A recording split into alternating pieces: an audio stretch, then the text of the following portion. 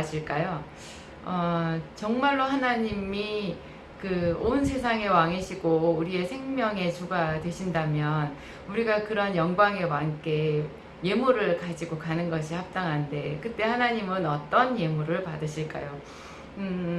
좀 특이한 구절이 있잖아요. 예수님께서 그 두 렙돈을 헌금함에 넣는 그 과부를 보시고, 다른 모든 사람들이 많이 헌금하는 것을 이미 그 앞전에 다 보셨지만 예수님께서 그 과부의 두 렙돈이 가장 하나님께서 기뻐하시는 귀한 헌금이라고, 많이 드렸다라고 그렇게 말씀을 하셨거든요.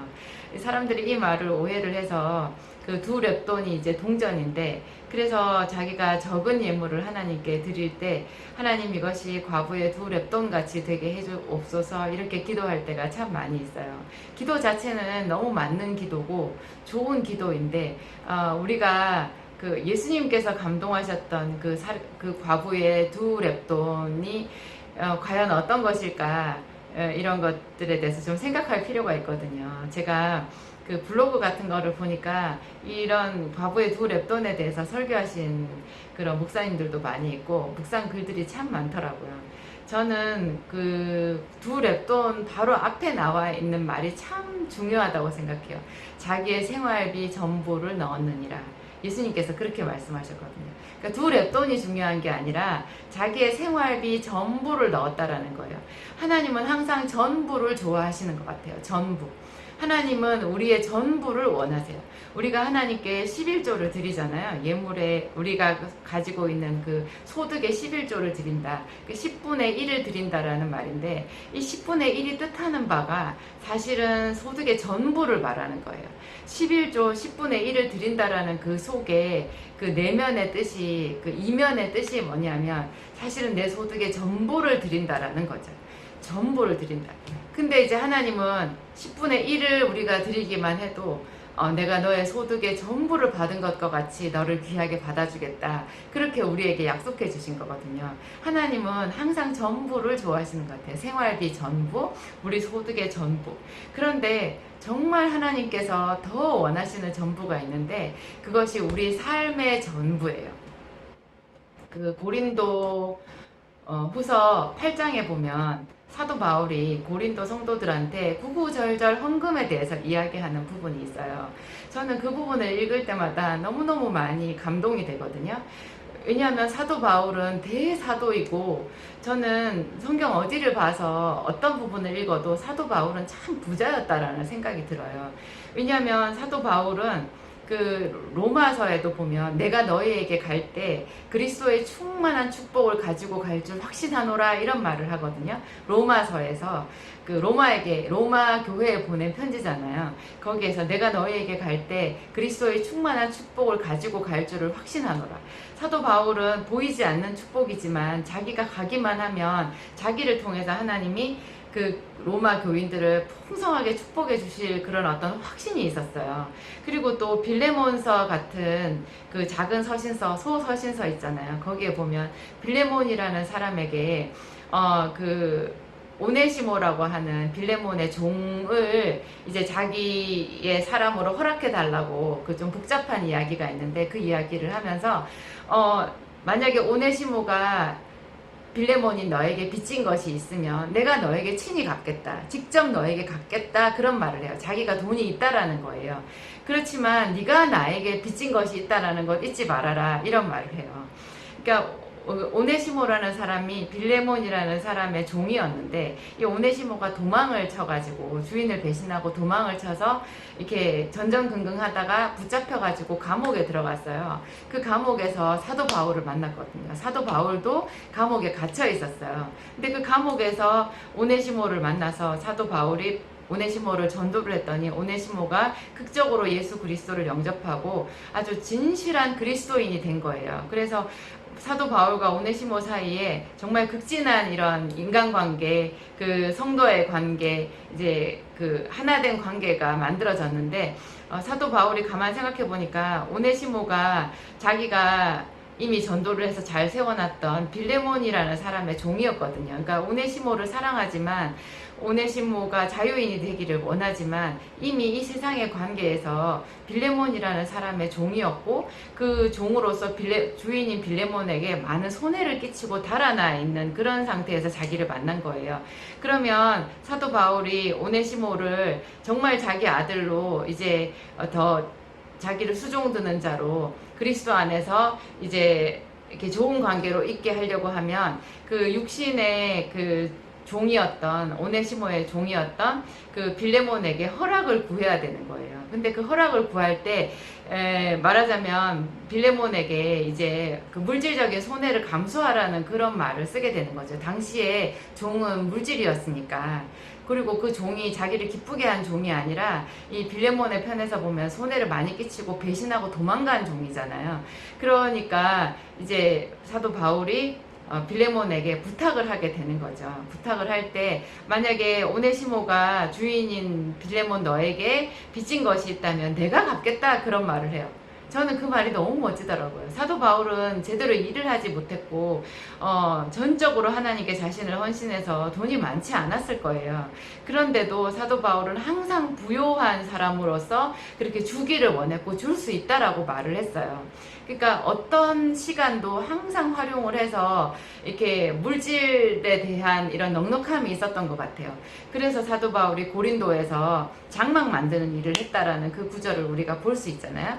고린도에서 자기가 전적으로 고린도 교회를 세우고 헌신하는 일을 하면서도 거기서 짬짬이 시간을 이용해서 장막을 만드는 일을 해가지고 돈을 벌었고 그 돈으로 자기와 자기 일행에 쓸 것을 이렇게 자비양하면서 했던 그런 경력이 있는 사람인 거예요. 그러니까 사도 바울은 영적으로도 부유했고 육체적으로도 이 세상에서도 물질을 어떻게 벌고 어떻게 쓰고 어떤 식으로 그 베풀어야 되는지 이런 것들에 대해서 거의 너무 흠잡을 데 없이 완벽했다라는 생각이 들어요.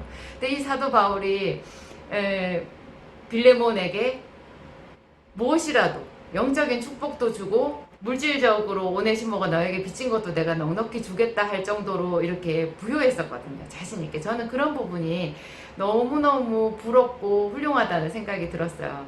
근데 그 사도 바울이 쓴 이 고린도 후서에서 헌금에 대하여 말을 할 때 이런 말을 해요. 마게도냐 교회들이 너무너무 헌금을 열심히 했다. 고린도 교회 너희들보다도 어떤 면에서는 마게도냐 교인들이 눈물로 그 헌신을 많이 했는데 이 사람들이 그렇게까지 헌신을 많이 할 수 있었던 헌금을 많이 할 수 있었던 이유가 뭐냐. 그들이 자신을 먼저 주께 드렸다. 그런 말을 해요. 그러니까 사도 바울 자신의 어떤 고백이었던 것 같아요. 사도 바울이 모든 사람에게 부유하고 넉넉하고 이렇게 항상 줄 수 있고 기쁘게 하나님께 하나님의 사역을 위해서 헌신할 수 있었던 그런 모든 비밀이 그 한 말 속에 들어있는 것 같아요. 자신을 먼저 주께 드리고 자신을 먼저 자신을 주께 드려버리면 나머지 자기가 가진 어떤 것도 다 자기 게 없어요. 전부 하나님 거예요. 전부 하나님 거예요. 이렇게 완전하게 자신을 하나님께 드렸을 때 우리가 정말 하나님을 기쁘시게 해드릴 수 있는 것 같아요. 그러니까 예수님께서 그 과부에게 2렙돈을 크게 기뻐하신 게 생활비 전부를 드렸다고 말했잖아요. 우리가 11조를 드릴 때도 아까워하지 않은 마음으로 드릴 수 있는 거, 내 소득의 전부가 하나님 거라는 거, 하나님께 드린다라는 그런 마음이 그 속에 담겨 있을 때 아깝지 않거든요. 그랬을 때 마음의 중심을 살피시는 하나님께서 그 헌금을 기꺼이 받으시고 우리 안에 내주하시게 되는 것 같아요. 그러니까 마게도냐 교회들에게 주신 은혜, 내가 하나님께서 마게도냐 교회들에게 주신 은혜를 너희에게 내가 말하노니 환난의 많은 시련 가운데서 저희 넘치는 기쁨과 극한 가난이 저희로 풍성한 연보를 넘치도록 하게 하였느니라. 이 말씀 저는 너무너무 기뻐하거든요. 제가 큰 어떤 고통 가운데서 눈물을 흘리고 있었던 대학교 2학년 어느 날 아침이 생각이 나요. 그때 저는 등록금도 없었고 생활비도 제대로 없었고 정말 극한 가난 가운데 있었는데 아침에 제가 어떤 사람에게 뺨을 맞았어요. 그리고 정말 참담한 심령으로 학교에 가는 전철을 탔어요. 그래서 제가 전철에 앉아서 가고 있는데 계속해서 제 눈에서 눈물이 나는 거예요. 그 주체할 수 없이 눈물이 나는데, 그때 제가 가지고 있었던 한 가지 습관이 있었는데, 그게 하나님의 말씀을 단어장 같은 이런 작은 수첩에 써가지고 한 구절씩 써서 그거를 꺼내서 틈날 때마다 외우는 거였어요. 제가 고등학교 때 영어 단어를 외웠던 그런 습관처럼 하나님의 말씀을 외웠는데, 그때 제가 그렇게 말씀을 읽을 만한 어떤 그런 상황도 아니었지만, 제가 그때 그 말씀을 꺼내서 그거를 그냥 이렇게 봤어요. 눈에 들어오지도 않는 그 말씀을 이렇게 봤는데, 그날 아침 그 전철 안에서 하나님이 저를 찾아오신 거예요. 그래서 사람들은 그냥 봤을 거예요. 어떤 여학생 하나가 저기 앉아서 계속 혼자서 말없이 눈물을 닦더라. 그런데 하나님과 저만 아는 거죠. 저 사이에. 그날 아침에 제가 처음으로 레마의 말씀을 받았는데, 그 말씀이 이 고린도 후서 8장 2절에 나오는 이 말씀이었어요. 환난의 많은 시련 가운데에서 저희 넘치는 기쁨과 극한 가난이 저희로 풍성한 연보를 넘치도록 하게 하였느니라. 제가 너무 아픈 마음으로 하나님의 말씀을 꺼내서 들어오지도 않는 그 말씀을 펼쳐서 어떤 하나님께 손을 내민 거예요. 나를 도와달라고 이제 손을 내민 그것을 하나님은 환난의 많은 시련 가운데서 나 자신을 하나님께 드린 그런 연보같이 받아주시더라고요.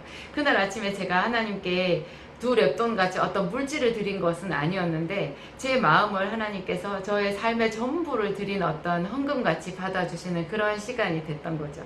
제가 너무너무 기쁘고, 그날 아침에 뺨을 맞았던 그런 모든 아픔이 그 하나님께서 저를 찾아주셨다라는 그 격한 기쁨으로 다 사라진 그런 체험을 한 적이 있어요. 여러분, 제가 지금 너무 여러 가지 말씀을 두서없이 드렸는데, 하나님은 우리의 전부를 원하신다. 우리의 전부를 드리는 그 순간 하나님이 우리의 삶을 받아주신다. 우리 자신을 먼저 주께 드리는 것을 하나님께서 가장 기뻐하실 것이다. 이런 말씀들을 제가 좀 드리고 싶었습니다. 여러분들에게 잘 전달이 되었는지는 모르겠는데, 항상 하나님을 사랑하시는 여러분, 더 큰 축복 속에서 기쁨을 누리시게 되기를 바랍니다. 감사드립니다.